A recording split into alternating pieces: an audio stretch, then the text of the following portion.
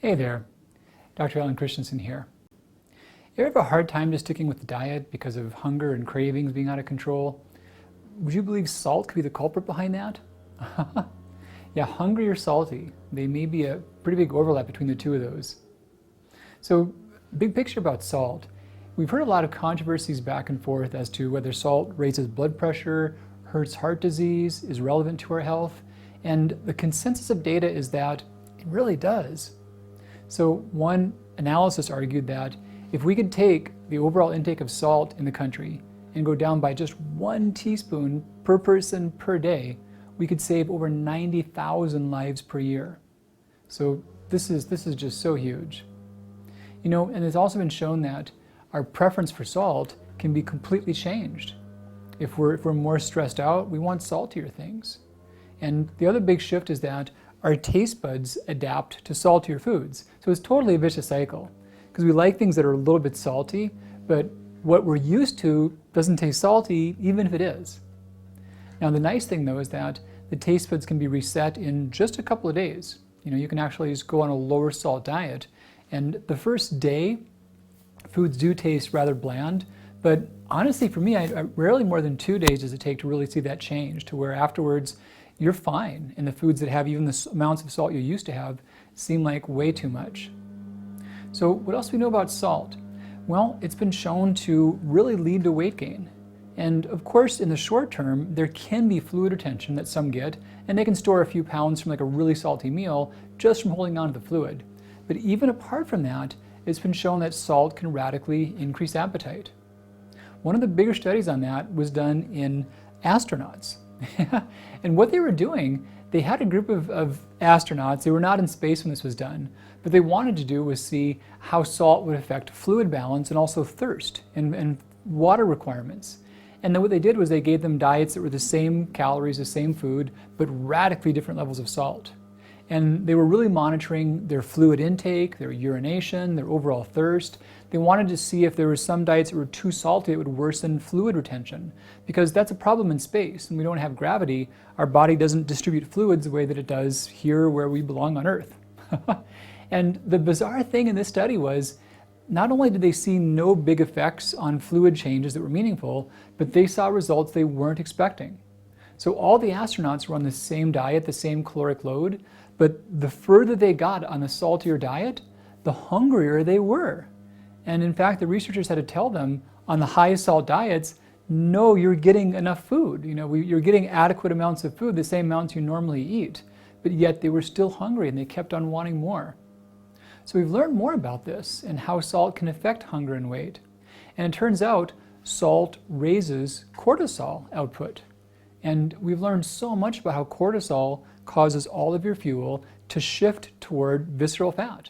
So you put more stuff in belly fat. Now, if your cortisol is running lower, or if you're just kind of run down and fatigued in general, salt can act like a stimulant. You can feel a boost from that. And I've heard many talk about using salt as a way to help those that have low adrenals. And there's things that help in the short term and things that help in the long term. And I would argue that based upon our best evidence, salt strains the adrenals, so it can force your body to have more cortisol output, but it doesn't tonify or strengthen the adrenals. So it's a kind of thing to where you're whipping a weak horse even harder. So it may go a little faster, but you're not making the horse healthier and stronger. And what your body's actually doing is it's forced to work harder to dump the salt out. So in the short term, it can give you a boost, but the long term, it's counterproductive. So I would encourage really minimizing and avoiding excess salt across the board, because there's no detriment if you're extremely low in salt, say below about 1,000 milligrams per day, that can worsen low blood pressure and fatigue symptoms.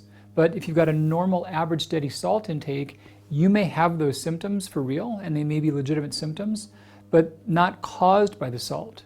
So if you're between about 1,000 and 2,500 milligrams, you're the best off in terms of the lowest cardiovascular risk, lowest issues for blood pressure, and lowest stress on the adrenals.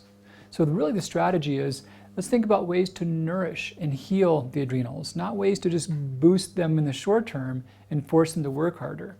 So test on going back on salt and shoot for about 1,000 to 2,500 milligrams per day. Well, how do you know what that looks like? For a lot of reasons, I'm a big fan of food logging, and really MyFitnessPal is just the default go-to for purposes like that. So if you don't log for other reasons, just try it out for salt. Keep track of your food for a week and watch your sodium intake. I've really been surprised at this myself when I was first getting into logging. I assumed my diet was pretty healthy, but my sodium was always so far above target. And I've been amazed at how many otherwise healthy foods you can see that are really high in salt. So a question comes up about, well, what about extreme activity, exercise, if you're training hard, if it's hot out. So this is fascinating. One older idea, and one that I had learned and I had ascribed to as well, was that you've got to raise your salt intake when you are physically active and when you're sweating a lot. You've got to do quite a bit more salt. And what's been found is that the higher your salt intake is, the more your body is used to dumping out extra salt. And guess what? When you're training or physically active, that dumping out extra salt, that means you're going to be the one getting tired and getting the muscle cramps because you're not holding on to and recirculating your salt as effectively. So if on a day-to-day basis you've got a lower salt diet, you're the last one who's going to have problems with electrolyte loss from the heat because your body is already good at managing electrolytes and it's not in a mode of constantly bailing out all the extra. So keep a low salt diet in general. If you are doing things in high temperatures more than 90 minutes, do include some sources of salt. And that can be electrolyte beverages. My favorite is just simple things like coconut water is a great source of many electrolytes, not sodium, but potassium, magnesium. There's no shortage of other versions of salty snacks. I like Endurolites as far as a particular electrolyte supplement, or simple things like I'll do trail mixes with fine amounts of powdered salt added to that. But really, that's only the long, intense stuff of more than an hour and a half. And in most cases like that, you want to have more food anyway, and you'll often get some from the food and not need to worry about it. So less salt can be a lot better for your adrenals and also better for overall longevity and cardiovascular health. Oh, quick thing too, some will talk about Himalayan salts or sea salts, and they have been studied. They're not too different. They're still 97, 98, 99% sodium chloride. So sea salt I like because you get a little magnesium, but it's not a free rein. It's not something that's harmless in terms of blood pressure or other factors. So still keep it in check. And iodized, those with thyroid disease on thyroid treatment, your strategy is often minimizing iodine. So iodine-free salt can be helpful for those populations. Others, iodized salt is fine. You can get reasonable amounts of iodine with appropriate amounts of salt. Take great care of yourselves. We'll talk again really soon. Bye-bye.